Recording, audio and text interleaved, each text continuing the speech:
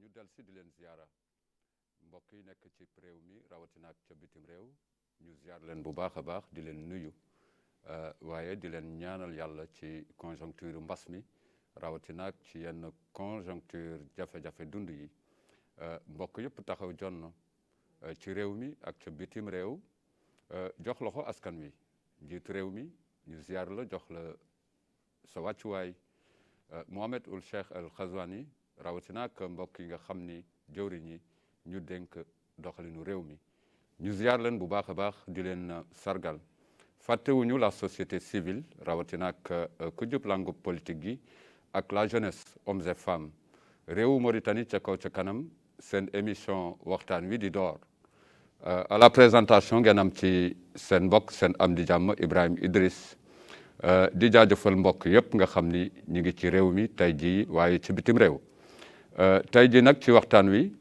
ginnaaw bu ñu leen nuyoo ziar leen ba pare dañuy jukki tey li nga xam ni moo jëm ci fànnu xeex mbas mi nag war a ànd ak lëkkaloo bu am solo donte ne njiitu réew mi ak membre gouvernement bi waaye itam ñu taamu ci aji kër docteur yi ñu leen di nuyu jamono yi bu baax a baax fu doomaanu réew mi ñu bari ci ñoom nekk di noppalu ci kër yi aji docteur yi ñu ngi ci bérébu ëttu ci nga xam ni fajukaay yi taxaw jonn bàyyi seen njaboot kon nag ñooñu des na ñoo sargal bu baax a baax tey nag ñu tollook ñaar fukki fan ak juróom-ñeent dégg ngeen ko kilifa gi di Mohamed Ely Mahmoud di directeur de la santé nekkoon tey jawrin gi ñu dalal ci xibaar yi ci seen télévision Al Mauritania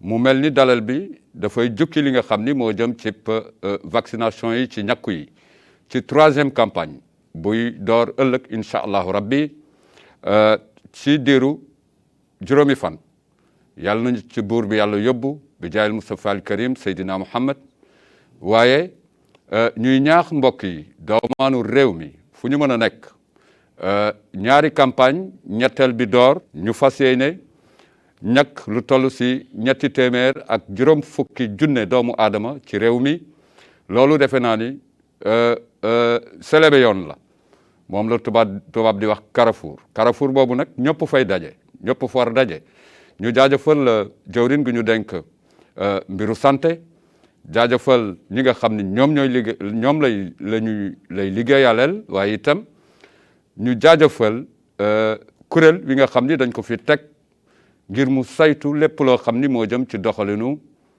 xeex mbas mi ci vaccin yi ci geste barrière yi waaye itam jóge askan wi fu ñu mën a nekk lëkkaloo ak njiitu réew mi ngir faj coono yi waxtaan wi dañ koy ubbi ñu ànd ci ak Amadou Ba moom enseignant la ak ki nga xam ni moom mooy Abdou Karim Diop di ingénieur en élevage aji docteur yi la ñuy faral di toogal ñuy ànd ak doomu aadama yi waaye ñu jàpp ni Covid 19 ak mbas mi ak impact yi kenn ku nekk la laal ci secteur bu ne moo tax la télévision Al Mauritania taamu tey jii teg loxo mbokki enseignants yi ak ñi nga xam ni ñooy yëngu ci yenn secteurs yi ci mel ne élevage buñ ci jógee ci pàcc bu jiitu bi tabbi bi nga xam ni egsi bi nga xam ni ñàkku yi egsi nañ ko ci réew mi ci dose AstraZeneca yi Sinopharma ak Johnson mu mel ni réew mi ci fànnu ñàkku yi daal dinañoo egsi ba incha allahu rabbi ëllëg dinañu door li nga xam ni mooy 3e campagne bu vaccination bi ñu jaajëfal mbokk yëpp di leen ziar bu ko defee mbokk yi ñu jox Adama asalaamaaleykum wa rahmatullah wa barakatuhu bisimilah ci sa télévision Al Mauritania. waaleykum salaam wa rahmatullah wa barakatuhu maa ngi leen di nuyu Mauritanie bi yëpp ci seen tur ak seen i sant maa ngi nuyu waa plateau bi maa ngi nuyu askan bi yëpp maa ngi nuyu sama famille ak ñëpp ñoo xamante ñu ngi may seetaan maa ngi leen di nuyu. jërëjëf ñu ngi lay ziara di la dalal merci beaucoup fa tabarakallah Abdou Karim Diop asalaamaaleykum wa rahmatulah. waaleykum salaam wa rahmatulah Ibrahima Idrissa Wade ma lay nuyu di la jaajëfal si invitation bi. voilà di nuyu askanu Mauritanie di leen ñaanal jàmm waaye di giital nuyoo bi si président de la république bi nga xam te ne tey jii moo yor gaal gi. ñu koy ñaanal mu jàlle gaal gi. ndax bu gaal gi jàllee ñun ñëpp a jàll. ñëpp a jàll. waaye bu nu ko faagaagalee. gaal gi sox ñun ñëpp waaw gaal gi sox nañu. te waruñu waaw di ñaanal réew mi di ñaan yàlla mbas mi nga xamante ne bii si leen nekk depuis bientôt 2 ans. yàlla teggil nu ko ba ku si nekk dellusiwaat. allahumma amiin si ay yitteem. allahumma amiin di nuyu waa Ndiago di nuyu waa Mauritanie yëpp. bisimilah rahmaani rahiim. alhamdulilah. Ndiago Rosso. dal leen ak jàmm seen télévision Al Mauritania. di nuyu mbokk yi nga xam ni saa su jot ñu wooye leen ñi nga xam ni ñooy taskatu xibaar yi.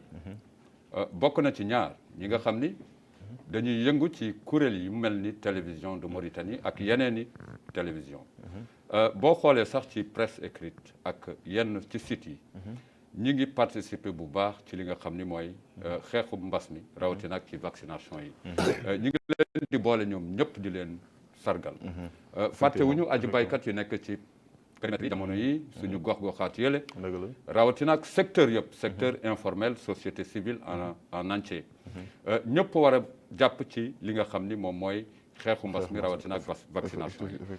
pàcc bu ñuy jiital dana nekk li nga xam ni mooy vaccin yi egsi ñàkk yu egsi ci réew mi.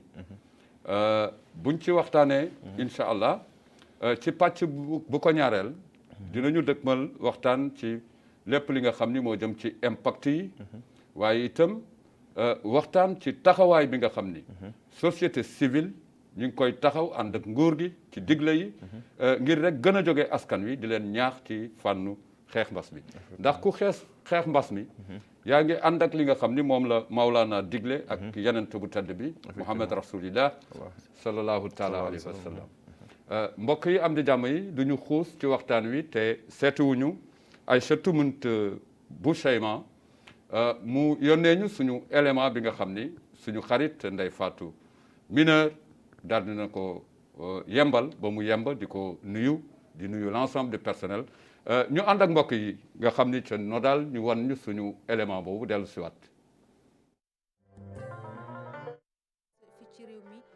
nguur gi taxaw na temm ngir ñàkk képp ku fi yewwoo li ñu naan AVAT ak COVAX di ñaari kuréel yi nguur gi fas yéene lëkkalool ngir loolu mën a yemb. kuréel gi di AVAT bàyyeekoo ci mbootaayu réewu Afrique yi daal na dimbale suñu réew ay ñàkk yu toll ci ci téeméeri junni ak juróom fukk ci ay dose. geneen kuréel gi di COVAX te bokk ci mbootaayu réewu tugal yi moom de li nga xamante ne ni moom moo di AstraZeneca daal dina ci jox suñu réew lu toll ci téeméer ak juróom benn fukk ak juróom yu toftal juróom benn téeméer ci ay dose. kon mu mel ne rek ni macha allah réew mi ñàkk yu bari te wute am na fi lu ci mel ne AstraZeneca ñàkk bi di Johnson and Johnson ñàkk bi di Sinopharm bu nekk ci ñoom rek am nañ ci lim bu mate askan wi. kon mu mel ne rek ku doon laajte faal yi ngoye ngi ñu doon laaj ba xam seen deuxième dose daañ ko am mën nañ leen wax ni rek nañu ànd ak xel bu dal campagne bi dooraat képp ku war a ñàkku di nga daal di ñàkku bi nag fépp ci goxaat yi ci réew mi nit ñi ña ngi fay dem di yóbbu seen ay ñàkk képp ku ko yittewoo ñu daal di la koy jox bàyyiwuñu benn bërëb ci réew mi.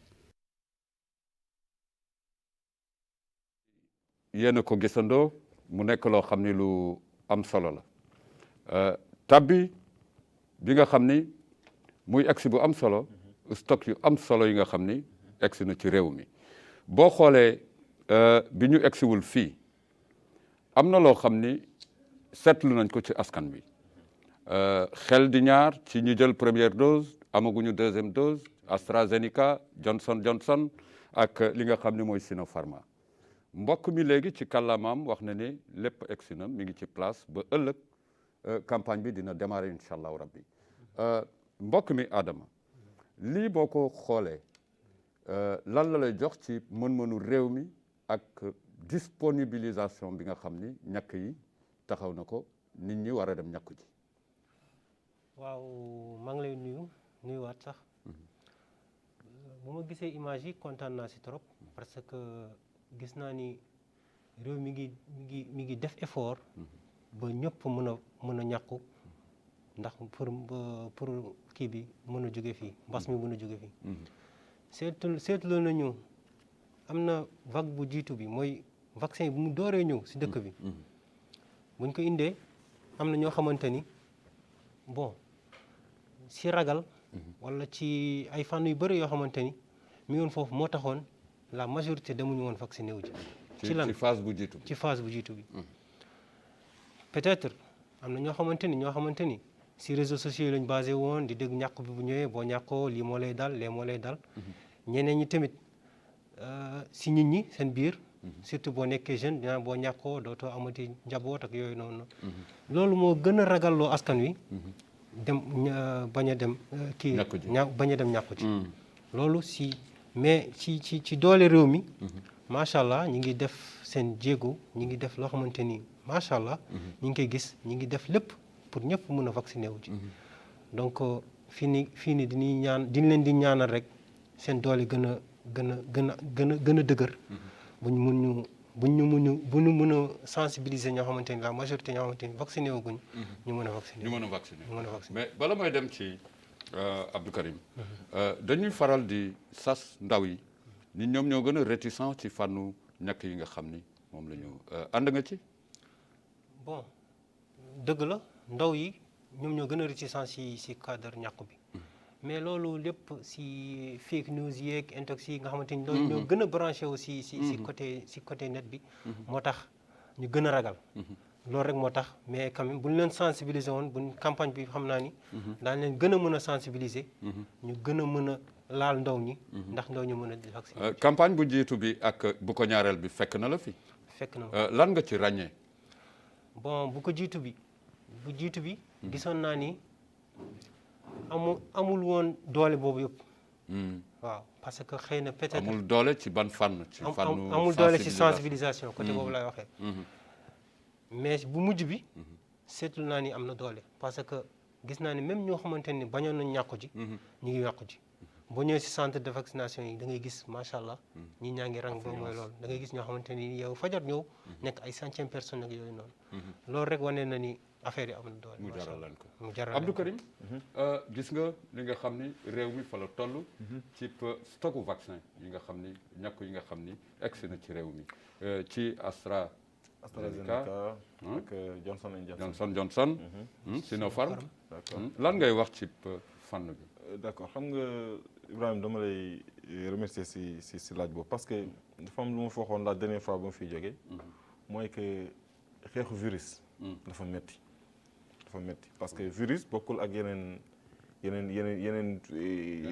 cause yu jàngoro yi comme exemple comme bactéries yi wala parasites wala yu mel noonu virus dafa difficile alors askan wi nag ñoom noo war a xalaat xam nga am na lu nga xamante ni sax jarul nuy def ay ngeen di campagne di forcer nit ñi ñëw leen vacciner waaw mag yi comme nit gu majeur mag nekk mag xam nga li nga xamante ni bi moo baax ak li nga xamante ni moo bon virus bi nee na nan raxas loxo yi nanu soriyanto nanu takk masque yi nanu wàññi demlante bi dikkalante bi te loolu teewul virus mi ngi ñëw saa mu wàññeeku dafa ni jeex na saa mu yokkuwaat dem na ba nga Mauritanie woon na sax 0 cas mais gannaaw gi mu demoon ba ay 200 et quelques cas donc yooyu ay solution la woon mais léegi dañ ne la vaccin baa ngi nii c'est gratuit demal nga vacciné wu ji nga bañ xam nga am na ñu nga xamante ni bi aussi ñoom exemple man la première fois bi vaccin bi ñëwee fii je me suis dit que je vais pas aller vacciner oui dama waxoon gars du ma vacciné wu gars j'étais catégorique boobu li Adama wax voilà moo la jàpp mais c'est-à-dire du fake news mën na nekk am na ñu nga xam ne fake news ma leen jàpp wala dugg si réseau bi am trop d'information finalement duñu mën a sender la bonne information mais man je m'étais dit que man du ma vacciné wu parce que je me suis dit que man maa moom sama bopp vacciné wu c'est tout mais en fin de compte par la suite dama ni vraiment man dama war a nekk un exemple comme j'aspire à diriger, à être un leadership.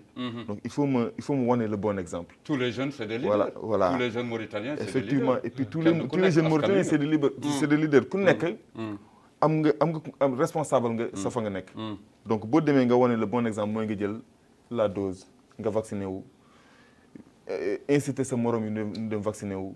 Man depuis lors je sensibilise les gens ku si nekk ku ma am accès si moom dinaa la demal nga vacciné wu ci. Inch'Allah demain lundi je vais amener ma femme et ses copines. ñu dem vacciné wu ci. Inch'Allah demain lundi. ñu dem vacciné wu parce que vaccin bi mënul la tey nga am maladie bi mais comme directeur de la santé et da ngay nekk santé publique 6 fois moins oui voilà moins exposé voilà daf lay aar si lu bëri bëri. dana tax ba cas c'est-à-dire forme grave de la maladie bi. du la mën a dal. donc vaccin bi dafa am solo wax na la ku vacciné wu doo feebar. et puis ñi vacciné wu pare encore bàyyi seen masque bàyyi gel yi. wala bàyyi distanciation sociale yi. noonu xam ni le vaccin ne te protège pas à 100%. vaccin bu nekk dafa am taux d'efficacité. danaa vaccin bi taux 68%, 90%. mais du nekk ay jamais 100%. donc nañu continuer di raxas loxo yi. di def masque yi di def gel yi di sorianto mais aussi nañu jëli vaccin bi. voilà xeex bi ku si nekk am nga si part de responsabilité. ku si nekk nit gi fu mu mënti nekk ak lu mu ndaw ak lu mu mënti xeeb boppam na xam ni moom am na part de responsabilité feebar bi. boo vacciné woo di nga aar sa bopp si feebar bi. aar sa njaboot aar sa njaboot. aar say dëkkandoo njaboot gi ngay liggéeyal. waaw aar ñi ngay liggéeyal. aar ñëpp. voilà kon nag gars yi nañ dem vacciné wu ji bàyyi caaxaan bi. voilà. Adama dégg nga li mbokk mi jukki. ci fànnu ñàkku yi ci yenn façon réticence yi. wax nga ko njëkk nga ko wax moom mu toftal ci lenn. mais ñu jàpp ni gis nga ci wàllu réseaux sociaux. njiit réew mi génn na fi. indi lu mel na artu waaye du artu waxtaan la. waxtaan wi nga xam ni dafay artu dafay alerter. ci cas yu mel nii. parce que ñun waxtaanuñ ci. da ngeen ko constaté kii jógee Kazar kii jógee Kouva. mu mel ni wax yu dajala ci fànn ñi nga xam ni ñooy yàq yenn information yi jëm ci li ñu gënal di ñàkku yi. parce que doguma sax da ngay dégg sax ñu naan. ku vacciné wu fii place bi ñu la ci boo fa tegee téléphone wala nga teg fa pièce dafay tapp foofu yooyu c'est des faux du dëgg. waaw kenn war bu ko kenn gëm. bu ko kenn gëm xam nga lu ma ciy dolli ci loolu. am na benn aji soxna. boo xam ni dafa ni ma moom bi mu vacciné gul. dafa daan am jafe-jafe. pour def yenn suturlu yi. ci toogaay. mais depuis mu vacciné wu sentiratu ko. mu mel ni gis nga nit ñi. ñu ngi leen di ñaax ci mbir yu mel nii. parce que boo xoolee ay kàngaam yu réew mi di jël. di ci def dooleem. di leen jàngal ñuy génn di nekk ay aji docteur. ñu am ci nag ci Mauritanie ay kàngaam yoo xam ni seen xam-xam màcc na jëm ci gestion mbas bi di Covid 19. gis nga loolu bu ñu demee ba saytu ko. kuréel yi toog saytu lépp li nga xam ni moo jëm ci wàllu geste barrière yi. jëm ci wàllu vaccin yi wax nga ko léegi ñàkku yi. pour man ku nekk patriote. buñ la joxee benn information bu officielle. nga bokk ci réew mi. di wuyoo tur réew mi. war nga dem soobu ci mu nekk loo xam ni participation la. nit ki war na mun a bañ yëg benn participation am. mais benn participation boobu bokkam boobu yóbbaale doomu aadama yu bare rawatina ak porteur de voix yi. bokk na ci société civile dinañ ci ñëw seen lëkkaloo ak naka la leen nguur gi jëlee. ngir ñu ñaax mbokk yi ci ñàkku yi. mais ci secteur bi nga xam ni yow ci ngay yëngu lan nga constaté ci fànnu ñàkku yi ak gestion mbas mi. waaw ci côté enseignement bi. mbas mi laal na ko bu baax. ci côté ñàkku bi nag bon la majorité ñu ngi ñàkku surtout ci côté jàngalekat yi lay wax. ñi ma gis ñëpp macha allah amuñu benn. waaw ñu ngi ñàkku. seetlu nga ay lël yu ñu leen beral. pour ñoom ñuy ñàkku ñu ngi ñàkku. certes état bi yombalal na leen mbir mi. yomb na leen ko. ubbi na leen ay centres yoo xamante ni da leen di jege lool. ñu ñàkku mais moo wax la man bokk naa si instituteurs yi njëkk a vacciné wu si Mauritanie. ah oui ci première partie bi. ci première pàcc partie bu jiitu bi pàcc bu jiitu bi bokk naa si njëkk a vacciné wu. parce que dama ko gëm. dama gëm ni ñun ñëpp bu ñu vacciné woo lii daf fiy jóge. mais suñu secteur moom macha allah gaa yaa ngi vacciné wu ci ñi ngi ñaax élèves yi tamit ñu ngi leen doon ñaax. mais est-ce que li école tëj nekkul gàllankoor tuuti parce que dama gis ni bu école doon bu xale yi doon jàngi. installé yi nga xam ni mooy béréb bu ñàkk yi dana am solo lool ci. waaw loolu tamit dëgg la mais tamit am na état mi ngi def effort. ci côté boobu mi ngi def effort. gis naa loolu. gis naa ñi ngi ubbi ay centres yoo xam même jàng bi amatul sax ñi ngi dugg si nit ñi di leen sensibiliser pour ñu dem. surtout man secteur bi fu ma nekkoon fee. loolu laa fa bàyyi woon donc xam naa ni même bu école tëjee sax gars yi daañu continuer di vacciner. incha allah rabbi taux bi tuuti na trop. incha allah nit ñi xëy na am na ñoo xamante ni xam nga rek. am ñoo xamante ni dañuy jéem a gëm-gëmlu. mais xam naa ni mujj bi daañu mujj. waaw mujj gi surtout bu suba bi moom yaakaar naa. waaw rombati rëcc ku yeex ñàkk rombati rëcc. yaa ngi bàyyeekoo Ndiago. sa jokkoo ak sa gox. ci fànnu ñàkku gestion mbas mi. ak yenn yi. boo doon wax ak ñoom tey. lan nga leen di digtal. voilà en fait. xam nga situation yi du benn. oui du benn ñu ngi ci réew nekk ci Nouakchott.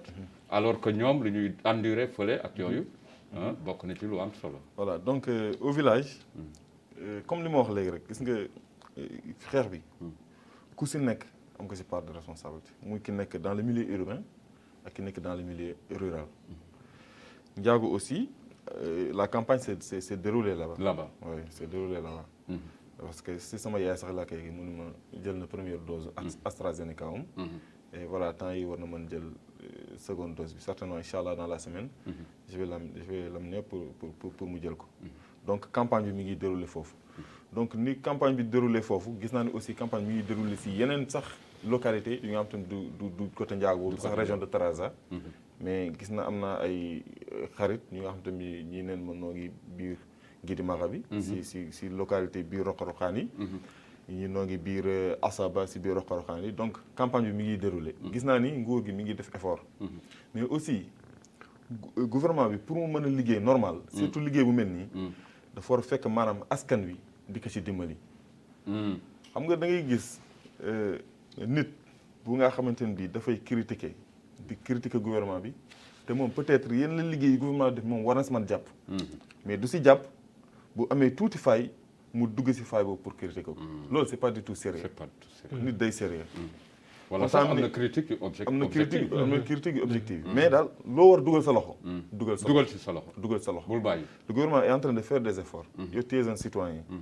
moom daf la indil vaccin gratuit xam nga ñaata milliards la jël. mais am na réew yoo xam ni pour nga ñoo ngi gis benn nataal boo xam ne. effectivement dafa doy waar. bi ma war a wan sànq. waa ji dafa jël si amul lu mu dajul pour ñàkk. waaw yéeg si ay briques pour jël dose. ah oui nun andil na ko à l'aise ñëwal nga vacciné wu.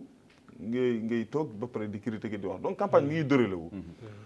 vaccin yi nu ngi dox xëy na am na ñoo xam te ne yëgunu ñooñu duñ leen sikk. mais ñi nga xam te ne koy yëg. mais yëguñu am na ci réew mi. waaw waaw am na. yëguma moom am na parce que am na bon parce que réew mi dafa yaatu. les zones reculées. xam nga réew mi dafa yaatu. am na ay nguur zones yu gi gis nga reculées fu ñu demul. waaw man xam naa ne ay zones yi nga xam te man dinañ fa dem. mais day tellement c'est des zones tellement reculées. nekk au fond du pays. xam naa ne àggagun foofu mais dinañ fa àgg. et puis c'est des gens yi nga xam te ne aussi man j'ai fait des villages yi nga xam te ne dama leen laaj la mooy corona xamuñu sax la mooy. xamuñu sax lan mooy. xamuñu sax la bu ñu giseen takk masque dañuy xaw a daw wala yooyu. donc am na ñi nga xam te ne yëgunu ñooy duñ leen sikk am na ñi nga xam te ne aussi xamuñu. xamuñu ñooy duñ leen sikk mais ñi xam. yëg bañ man ñooñu ñooy sama problème. dañ doy waar. waaw man loo leen di qualifier ñooñu. ñooñu je ne sais pas. bon je les qualifie des gens qui n'aiment pas. manque de conscience qui n'aiment pas leur pays. parce que mbas dafa am nu ñu koy gérer gis nga virus bi dañuy tâtonner rek. léeg-leen la takkal masque solal gel soriantoo leen vacciné wu leen mais yàlla moo xam virus bi si kan lay jógee si ki muy dem. kon nag dañ si war a boole aussi ñaan. mais ñun ñëpp war a àndandoo ñaan ñun ñëpp war a àndandoo def mesure barrière. waaw c'est ensemble qu'on peut réussir. Qu'on peut réussir. Oui, Voilà, effectivement. tout ce que le pays veut. Ouais, effectivement. Voilà. Ce que le pays veut, nous le voulons aussi. Nous le voulons Pour aussi. tout bon citoyen. Effectivement. am na solo da nga wax passage bu may rappelé ulema yi ñu ñoom tamit ñu dugg ci xeex bi ñu dugg ci xeex bi di leen jaajëfal fu ñu mënti nekk ulema yi nga xam ni ñoom la ñu officialiser ñu am kuréel ci réew mi saa su jot ñu ngi participer ci li nga xam ni mooy jogteef yi waaye itam ñi nga xam ni ñoo nekk ci gox goxaat yi imam yi les guides religieux am nañ ci solo lool ci xeex bi Abdou Karim doxalinu xeex mbas mi dégg nga comité interministériel bi nga xam ni moo yore fànnu xeex mbas mi nan nga leen gisee bon gis naa ni aussi comme li ma la wax léegi rek ay jéem la moom ay pexe la pexe bu rafet la parce que secteur bu nekk ña fa nekk war nañ li mën conscientiser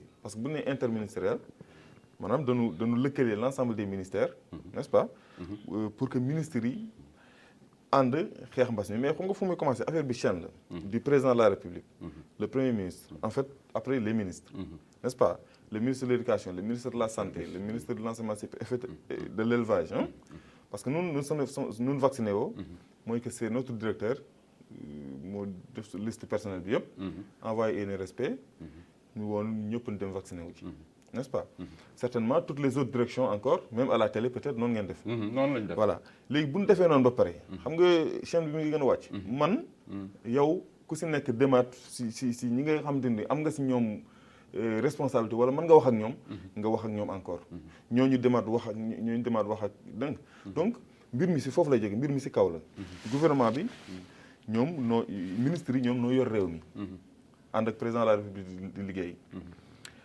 donc seen ay ndigal parce que ñoom aussi seen ndigal du seen ndigal ñoom kese parce que ñoom ay xam-xam nga amuñu ko. gis-gis yu ñu concerté. waaw ñoom dafa doon am ay conseils.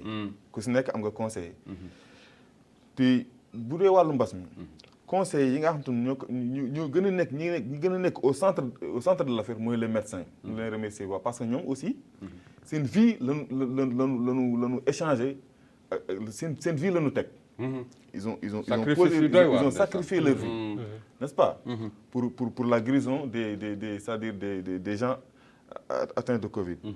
Donc médecins yooyu ñu lay gën a gërëm ñoo conseil ministre bi ministre de la santé. ministère de la santé nekk autour. ñuy liggéey ak yeneen ministères yi. donc chaîne bi di gën a wàcc ba si ñi nga xam te noo nekk sa suuf. bien que kenn nekkul si suuf. donc comité interministériel boobu. lu am njëriñ la aussi lu war a gën a dooleel la mais aussi di déglu les acteurs de la santé surtout am na solo la voilà bulletin bi ñu ngi koy sotti les professionnels les spécialistes waaw bulletin bi ñu ngi koy sotti ngoon si jot laaj na mbokk yi di ko consulter chaque soir pour xam instant Covid ak réewu Mauritanie si loolu damay profiter remercier benn cousin Sad Moussa Dieye moom depuis le début de l'apparition de cette pandémie moom chaque soir day publier les cas dana joxe détails daf koy jottali voilà xam nga looloo gën ngay wax le contraire effectivement parce que buñ ko songee dana am et puis il conseille waaw buñ ko songee kooku buñ ko songee dana am information am dana am fu mu lalu effectivement mu am solo nañuy faral di def ci réseau yi surtout réseaux sociaux yi li nga xam ni ay information officielle la mooy information yi nga xam ni yemb na nit ñi war nañ ko jàpp bu baax incha allahu rabbi am nañu yaakaar ci réew mi ndax dañu gis ne réew mi ay citoyens yu dal la ñu yor dégg ndigal gis nga couvre-feu bi nu mu demee man ak yow et puis mu mel ne yemb na takk der yi nekk ci yenn axe yu am solo yi ngir aar nit ñi dañu jàpp ni couvre-feu aar nit ñi waaye du xoqatal wala yenn loolu ñaax boobu ñu ngi koy ñaax aussi bien citoyens yi ak waay takk der yi am na solo lool mbokk yi ñu fàttali leen ni mbas mi bi mu duggee ci réew mi ak léegi fanweeri junne ak ñett yu toftal ñetti téeméer ak juróom-ñeent ci cas cumul yi moo dugg ci réew mi ñaari junne ak juróom-benni téeméer yu toftal fukk ak juróom-ñaar ay cas actifs ñeent fukk ak juróom-ñeent ci cas grave waaye yooyu làqu yi nekk juróom-ñaari téeméer ju toftal juróom ak juróom yàlla na leen yàlla yërëm te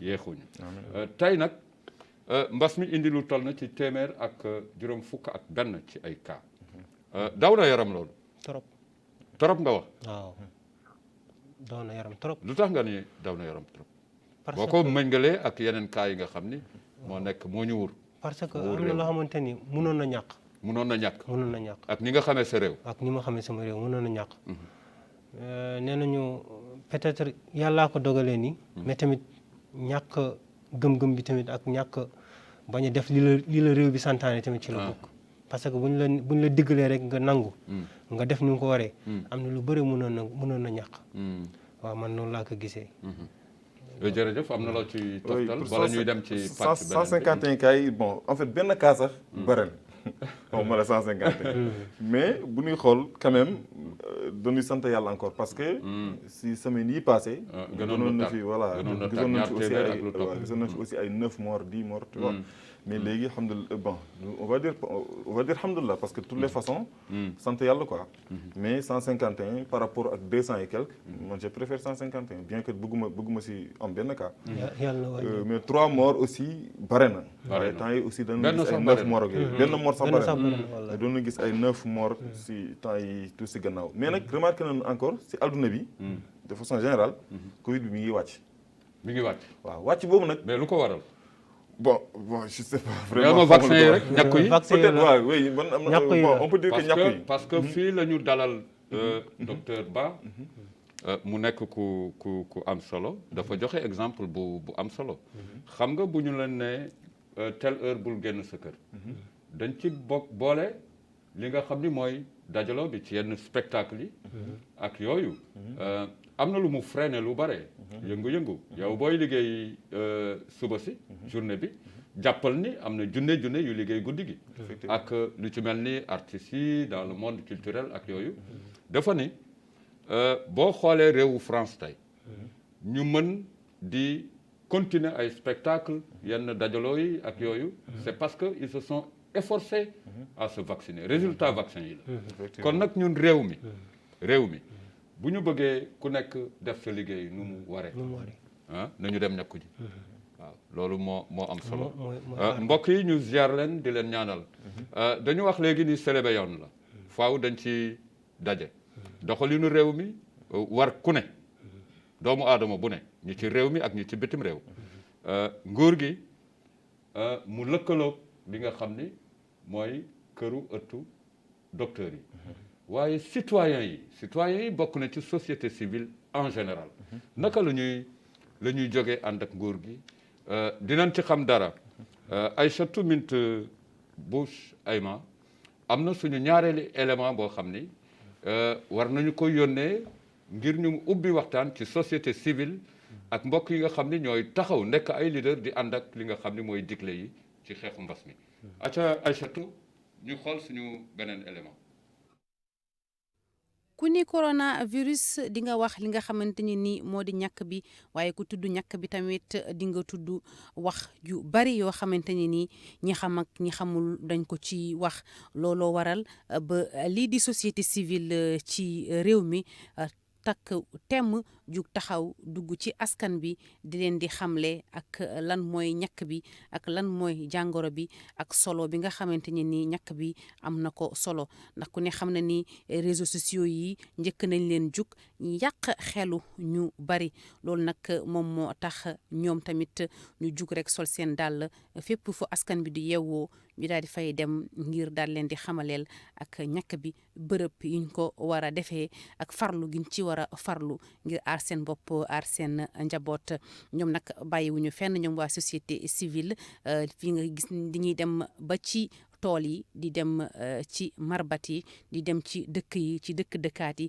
fu nekk rek ña ngi sol seen dàll di fa dem ngir yee askan wi loolu nag di wane solo bi nga xamante ni ñii di waa société civile am nañ ko solo ginnaaw bi nga xamante ni nguur gi tamit mi ngi def lépp li ko war jël télé yi ak rajo yi di ci waxtaan ak nit ñi di leen di yee waaye ñoom tamit waa société civile desuñu ginnaaw benn yoon. civil desuñu ginnaaw benn yoon mandarga la bu am solo. Abdou Karim. gisuma ngóor gi lu mu mën a def te société civile dugg ci. ànd nga ci boo seetaanee lii en général société civile seen yëngu ci réew mi ak li ñu doon. lan nga may wax. bon xam nga nguur gi mënul def lenn sans la société civile parce que nguur gi déjà moom la ñuy wax pouvoir. Quand le pouvoir fait, l'opposition tire de l'autre côté. Il faut mu am benn élément neutre. boo xamante ni il n'est ni avec le pouvoir ni avec l'opposition.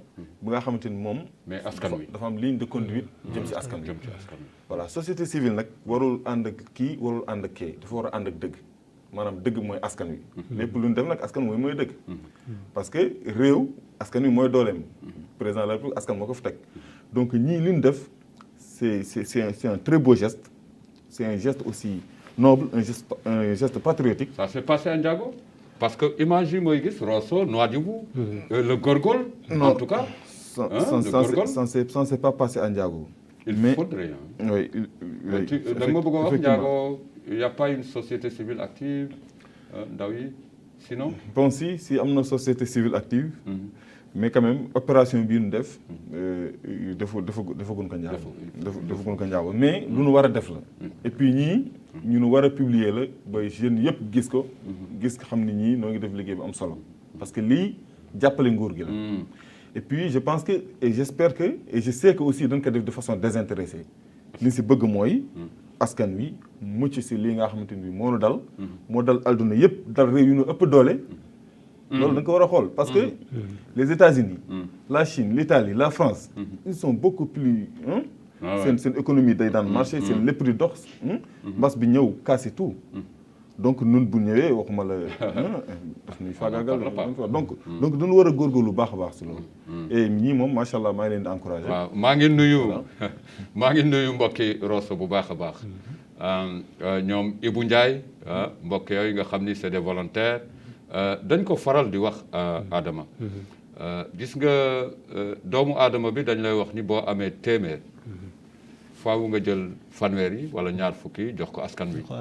waaw loolu bokk na ci volontariat ñu ngi nuyu toutes les associations yi nga xam ni dañu am système volontariat am na programme Watanuna ak yooyu sentir nga leen. maa ngi woon ci sax. naka la tëddee. ce programme là war na nekk exemple pour. programme boo xamante ni man dama ne woon dafa réussir woon. macha allah parce que bokkoon naa si. defoon naa ak ñoom presque si njëlbeen bi yëpp. en tant que instituteur lu la ci dugal. la ma si dugal bëgg sama réew. est-ce que. toppeewu ma leen si woon dara. buñ ma si bu ñuy kii sax dañ ne woon bon am na yenn jeunes yoo xamante ni. moom ñoom lañ gënoon soxla mais dama imposé man leen man dama si bëgg taxaw parce que bëgg ma toog mbas bi di dox may toog di seetaan wala di jógul déedéet dama siy jóg def si samay jéego. ma jóg ma amoon ay benn groupe de jeunes yu ma joxoon ñu doon sensibiliser Lixar bi yëpp presque def nañ Lixar bi yëpp yore suñuy masque di joxe yore suñuy gel ak suñuy eau de javel ak yeneen ak yeneen ak yeneen. tax te gis nañ tamit population bi am na ñenn ñi. macha allah dëgëruñu bopp bu ñu séenee sax soxla sax ñuy wax ñuy séen lii de mbas mi la lii la ñu war a def ñu gën leen conseiller gën leen ñaax gën leen sensibiliser ñu xamal leen jox leen loo xamante ni loolu moo leen war ñu avancer dem noonu la nga ko daan defee te gis naa ni affaire bi loolu bu continuer woon dafa taxaw wala dafa yow da nga ràññee ni li nga gis Rosso ak ci yeneen bërëb yi bon li ma gis dafa xaw a wàññeeku na bu baax sax à Nouakchott mais lan moo ko waral ci sa gis-gis. bon sama gis-gis xëy na tamit jafe-jafe financière wala peut-être tamit lu ñu daan am si loo xamante ni lu nga ko daan jox askan wi amatuñ ko.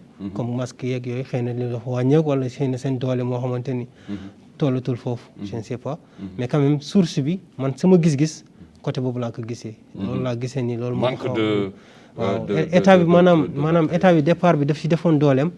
mujj bi daf ko wàññi. côté boobu laa bëgg a waxee quoi. mujj bi départ bi da ko doon xam nga macha allah da ngay gis benn groupe ñu ngi yore ay centaine de masques. nga xamante ni groupe de 10 nga xamante am benn zone boo xamante ni daan mën a distribuer masques yeeg gel yeeg yooyu yëpp.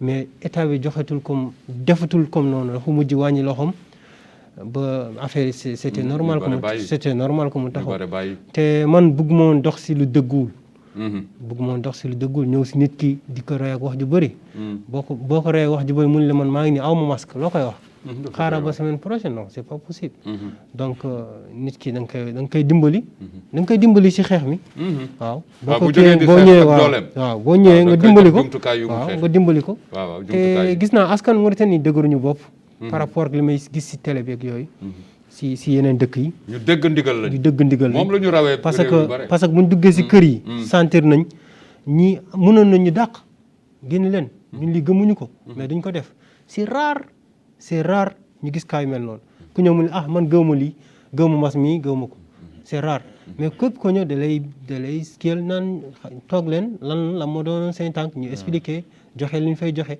dem suñu yoon loolu lañ ko doon joxe am na solo macha allah ñu ngi koy ñaan ci gox bu jot bu ne ci réew mi ñuy faral di lu ci gën a bare di am ay ndaw yoo xam ni il se soucie des autres parce que loolu aussi bokk na ci yërmande yàlla Abdou Karim xale bu ndaw ci cas yu mel nii ñu ñuy wooye jeune ci cas yu mel nii jógte li nga xam ni mooy réew mi ci xeex mbas mi nga xam ni bàyyiwul kenn nga natt ci jóg ci kuréel di laaj dara ci ndàmpaay jaadu na wala jaaduwul bon xam nga aussi jamono bi dafa dëgër xam nga am na nga xam te ne bu ko jeune defee bu ko nit defee peut-être war nga ko mën a comprendre quoi war nañ ko mën comprendre war nañ ko mën a comprendre mais man moom mën ma ko comprendre waaw pour man mbas mi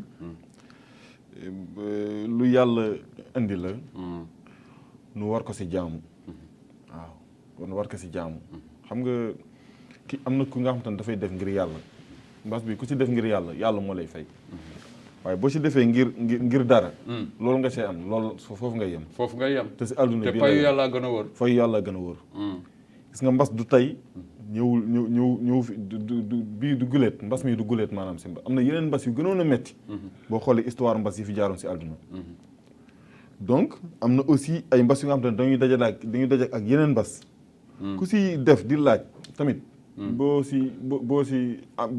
la mbas mi dalee tamit dañ lay laaj waaw kon nag nan def ngir yàlla képp nga xam te ne bii am na lu mu mën am na ay médecins yi nga xam te ne dañ see def seen xaalis oui sonn nañ waaw sonn nañ trop waaye tamit ñi nga xam te ne noo si liggéey nekk ay médecins di si liggéey tamit waaw bu nu leen fàtte parce que ñoom tamit dana am njaboot donc nañ leen di jox leen war a jox parce que gis naa ay ñu nga xamante ne bii si yeneen réew yi yu nu seq seen médecins yi fay nu leen comme nu mu waree bu nu bëggee nu liggéey normal parce que ñoom li ñu teg dafa nee naa sànq seen bakkan la ñu teg dafa doy waar dafa doy waar parce que tous les médecins tous les acteurs de santé sont exposés donc nan leen jox leen di yoreel seen ndàmpaay nan leen ko jox waaye mais bu fekkee nag yeneen jeunes la yu jóge fale pour dugg di si am dara loolu moom du ma ko rafetlu ko waaw du ma ko rafetlu dafa doy waar réew mi métti na waaye tamit nanu xam ni métti gi si ñëpp la métti jërëjëf njëgi cher na jërëjëf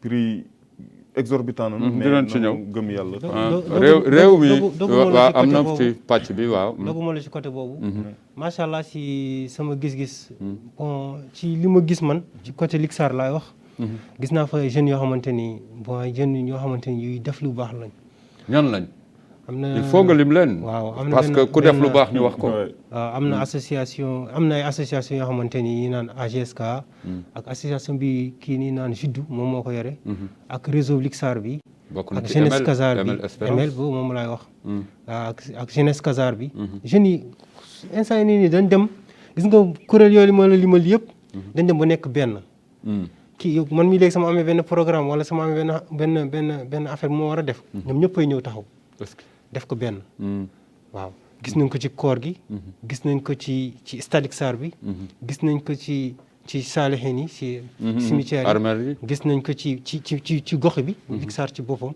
manqué woon na affaire yu bëri macha allah jeunes diñ si dem te xooluñu si dara loolu man maa ko seddal xooluñu si dara dañ ciy dem ci te yàlla tax gis nga yooyu noonu man mii sama ko defee tey sama rakk yi di ko gis di si gis les générations futures suba wala ginnaaw suba day doon loo xamante ni continuité lay doon jërëjëf continuité lay doon. jërëjëf. te maa ngi gërëm kuréel yooyu bu baax. te maa ngi leen di encourager encore. ñu gën a continuer. incha allah certes man peut-être dama fi nekk sama fi nekkee maa ngi ak ñoom sama fi nekkul tamit ñoom ñu ngi fi. te gis naa seen i taxawaay si dëkk bi. donc bravo à la jeunesse d'Ixar. L'Ixar L'Ixar ancien.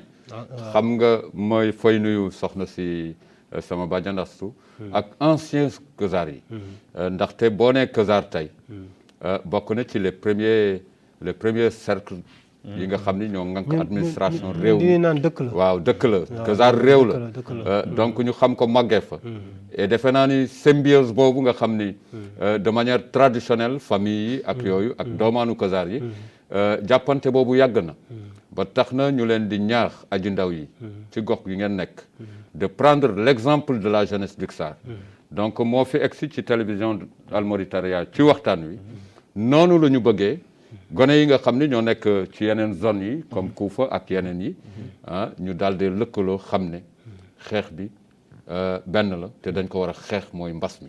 waaw loolu moom fa tabarakallahu Abdou Karim sama yaram du day daw booy jukki si sa kaddu li nga xam ni moo jëm ci jafe-jafe yu mbas mi mbas am na waaye itam jafe-jafe yi ñu ngi jàkkaarloog mbas mi yaa ngi si sa réew dinañu ñëw ci pàcc bi nga xam ni jàngalekat yi ñoom yéenay riir ci réew mi ndax résultat yi dafa faible dinañu dellu si yow xool impact yi lan la cause yi parce que am na solo mais Abdou Karim en tant que ingénieur en élevage ce secteur am na jafe-jafe. Bon, secteur de l'élevage, bon, comme tous les secteurs, oui, il y a des jafe-jafe. Mais peut-être c'est pas des jafe-jafe, c'est pas des difficultés. Viande rouge, yàpp wi yokku na. Voilà, donc oui, si ka, ouais, viande rouge yokku na. Oui, bon, mais loolu bokkul ci jafe-jafe. Non, du jafe-jafe secteur de l'élevage. Ah oui? Non.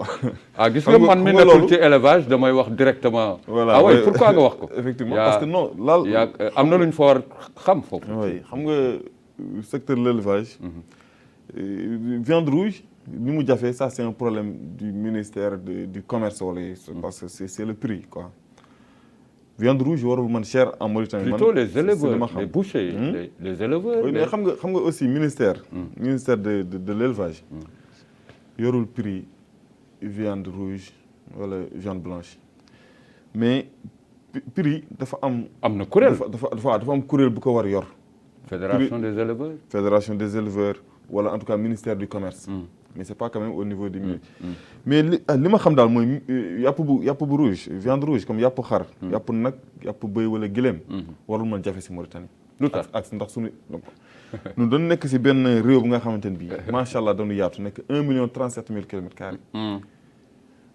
réew Europe yi bu am yu ñu si ëpp ñaar la wala ñett yëpp noo leen ëpp. noo leen ëpp yaatuwaay. nun si wàllum bàyyima yi mala yi am nañu lu ëpp 20 millions xar ak béy. am nañu lu ëpp 2 millions nag am yu ëpp 2 millions gëléem. te ñun matuñu 4 millions d'habitants. kon lan moo tax yàpp di cher. bu ñu dee xool Mauritanien li muy lekk si yàpp selon les données de la direction des services vétérinaires. mais c'est depuis longtemps. chaque Mauritanien consommait entre 19 et 20 kilos de viande par an. Voilà. Parce que non dañuy lekk yàpp. mais avec production annuelle boo génnee réew bi di wax waxu yàpp ak meew dañ la naan Mauritanie nga jëm. waaw effectivement am na benn Camerounais bu ñëw mu yéen naan meew nii. ay mandarga la xale yi noo koy naan foofu naan meew. voilà mais yàpp warul mën a cher avec tout le cheptel qu'on a. yàpp warul mën a cher. ni Mauritanien bu nekk waroon mën na am benn xar. am benn bëy. ba pare xar yi ak bëy yi des. Mauritanien bu nekk mën na am benn nag. wala genn wàllu nag ak genn wàllu gëléem. kon lan moo tax yàpp di cher fii. yàpp bu chéré rek am na maanaam chaîne waaw am na porox ndoll bu mu chéré. yàpp waru fi jafe. bu jafee rek am na fu mu jafee. te xam nga réew mi parfois duñu réguler prix yi et puis contrôle bi si boppam dafa des. normalement prix yàpp bu yokkoo juróomi dërëm. rek ñi nga xamante ni ñoo aju si wàllu prix agir war nañ mën a agir. pour xool lan moo tax parce que prix yàpp bu prix yàpp bu chéré rek askan wi am problème parce que yàpp la ñuy lekk moo ñu gën a jóge moom moo nu gën a jógee ba pare nag teg si yeneen ak yeneen yi nga xamante ni bii ñooy ànd ak yàpp bi diwlin day ànd ak yàpp mais diwlin tey prix ni mu yokk ëpp na les denrées de première waaw ceeb dafa yokku suukar dafa yokku te yooyu yëpp dañuy ànd ak yàpp ndax boo lekkee yàpp ba pare di nga naan meew mi di nga si def suukar lépp yokk fi mu toll nii boutique boobu boo fa demee tey wala nga dem marché loo yóbbu day jeex presque passeport delloo doo ko am si réew mu mel na Mauritanie mbir yi di yokk nii ak xeex mbas mi ak xeex mbas mi ak couvre-feu bi parce que aussi mu ànd ak esprit tàncu couvre-feu 20h am na ñi nga xamante ni bii exemple jaaykatu cere jaaykatu comment dirais-je gerte wala yeneen jaaykat yi sax borom restaurant yi borom fast food yi ñoom seen liggéey à partir de 20h la daan commencé couvre-feu bi ñëw na 20h donc ñooñu ñëpp mënatul liggéey on comprend parce que xeexu mbas bi la et puis c'est pas continu c'est provisoire dañ koy comprendre mais su fekkee ne maanaam suñu temps de liggéey suñu temps de travail dafa wàññeeku ba pare prix yi yokku loolu mooy suñu xaalis dafa wàññeeku ba pare li ñu daan jënd aussi wala li ñu jëndee que x dañ koy jëndee 2x wala 3x donc loolu il faut nu xalaat si bu baax a baax te loolu baaxul si réew baaxul si réew loolu dafay indi lu ñuy wax la pauvreté te pauvreté yàlla nañ si yàlla musal moom mbas surtout ci période mbas mi mbas sax moo gën pauvreté parce que mbas benn feebar la bu ñëw di faagaagal mbas moo gën ñàkk lekk mais pauvreté moom d'accord nga ci doy na waar non mbas moo gën pauvreté baaxul yonent bi sallallahu alayhi wa sallam dafa doy waar dafa daan muslu si pauvreté ñàkk parce que xam nga mbas benn feebar la tey corona ñëw na noo koy xeex wolof mooy ne ñàkk gor moomu ko voilà mais bu pauvreté ñëwee feebar yëpp ay dajaloo ñëw donc yàlla na si yàlla musal donc nanu moytu di voilà parce que yooyu dafay wàññi sunu jërëjëf ci jafe-jafe yi laay ñëw ñu bare dañuy wax ne li ñu dal ci première vague bi ak yooyu dafa impacté ci résultat yi nga xam ni gone yi ci bac ak ci BFM ànd nga ci bala ñuy jeexal ànd naa ci c'est normal c'est normal mbas mi bon laal na suñu secteur bi bu baax mais tamit am na leneen lu tamit loo xamante ni laal na secteur bi te bëgg nañ ko gën a yaatal fekkante ni temps may nañu ko parce que mbas mi c'est vrai bu mu ñëwee cours yi day arrêté xale yi di ñenn ñi ñoo xamante ni am nañ moyen li ñuy jël jàngalekat ci biir kër yi continuer leen seen jàng ñoo xamante ni amuñu moyen si mbedd bi li ñuy nekk te sensibilisation boobu dafa manqué woon foofu bëri na daal loo xamante ni mi ngi woon foofu dafa répercuté aussi si njàng mi bu baax dinañ ci ñëw boo gisee résultat yi ci bu gaaw ren ci bac ak ci BFM bon système éducatif mauritanien si boppam moo am problème depuis gis naa ko si bind depuis plusieurs décennies mais man du ma d'accord si plusieurs décennies depuis en tout cas un peu plus d'une décennie njàng bi dafa wàcc bu baax a baax a baax résultat bac 8%. foo ko gis wàcc bi foo ko natt wàcc bi fan nga foog ni parce que man bi may exemple bi may def école primaire arrivé troisième année quatrième année primaire mais j'écrivais bien je pouvais calculer j'étais un bon élève oui j'étais un bon élève et mes amis aussi machallah mais actuellement boo gisee en tout cas dans l'école privée dans l'école publique boo gisee xale yi léegi da ngay def gis ku ne ba 6e année on ne peut pas écrire son nom correctement lan moo ko waral pour yow mode enseignement bi bon enseignement bi xam nga dafa bëri part de responsabilité les parents d'élèves les enseignants les élèves eux-mêmes et la nouvelle technologie aussi qui influence tu vois parce que et puis encore ak difficulté de la vie parce que parents yi aussi talatuñ seen doom noo ngi wutaloon am voilà donc parents yi talatuñ seen doom noo ngi wutaloon am ba pare yeneen affaire ñëw ay droits de l'enfant yu kenn xamul gis nga xale dañ koy dóor bu jàngulee dañ koy jël yar nu dóor ko mu xoqatal ko def nañ ko ba tey nu dóor ko bu jàngul nu rey ko mu dee xale day parkat nañ ma voilà aspect familial parkat approche familiale léegi ko fi parkat tey nun da nga def violence des droits de l'enfant école bi parkat ci kër ga sa kër ga waaw nga ñëw sax nu privé la lekk bi pour xoqatal la ça c'est mais système bi dafa changé suñu système culturel moo changé influence suñu système éducatif jërëjëf mbokk yi ñu ngi leen di ziara seen émission waxtaan wi Ibrahima Idriss ngeen ci àndal saa su jot ci simili yi ñi ngi ziara ñëpp di leen jaajëfal jukki bu ñu fi jukki bokk ci li nga xam ni mooy vaccination yi di ñàkku yi mi ngi ci réew mi campagne bi dana commencé suba incha allahu rabbi yàlla nañ ci buur bi yàlla yóbbu liñ ci soxla aussi ñu am ko ci réew mi aji ndaw yi dem vacciné wu ji nañu moytu yenn information yi nga xam ni dafay tax rek mbokk mi waroon jóg du jóg loolu kenn taamu ko boo xoolee sax àqu moo ci nekk sa kaddu mujj Amadou Adama Ba. bon maa ngi ñaax askan wi. ñu gën a vacciné wu ji. ki si vacciné wul woon na dem vacciné wu ji. ndax ñëpp suñu vacciné wu rek léppay baax. maa ngi ñaax ba njiitu réew mi tamit. gën a taxaw si suñu secteur bi. xool suñuy doléance tamit mu dox ko si. parce que am nañu ay jafe-jafe yu bëri. waaw ci doléance ci doléance yi. jërëjëf. waaw mën naa tàggatoo. jërëjëf tàggool benn yoon. ok mi ngi may signalé nii maa ngi nuyu waa Lixar. maa ngi nuyu waa Rosso.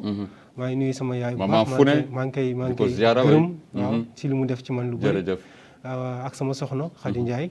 ak waa atelier Papis. jërëjëf ñoom bois ñoom ñëpp maa ngi leen di nuyu. jërëjëf ak képp ku may seetaan xàmme ma.